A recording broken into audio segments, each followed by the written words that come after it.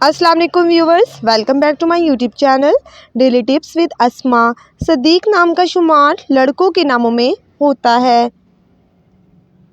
सदीक एक इस्लामी नाम है। सदीक नाम की इब्तदाई तारीख अरबी ज़बान से निकलती है। सदीक नाम के लड़कों के लिए खुशकिस्मत नंबर 6 माना जाता है।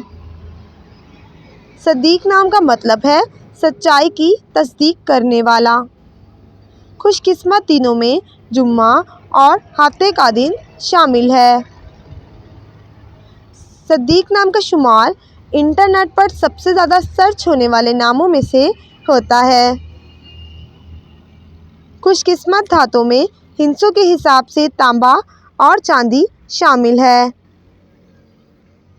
सदीक नाम के अफराद के लिए मुआफ़िक रंगों में पीला, नीला और सफ़ेद रंग शामिल है। सदीक नाम के अफराद के लिए मुआफ़िक पत्थरों में हीरा पत्थर शामिल है।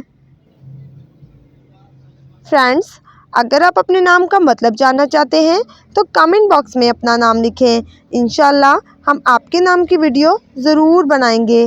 Thanks for watching. अल्लाह हाफिज़।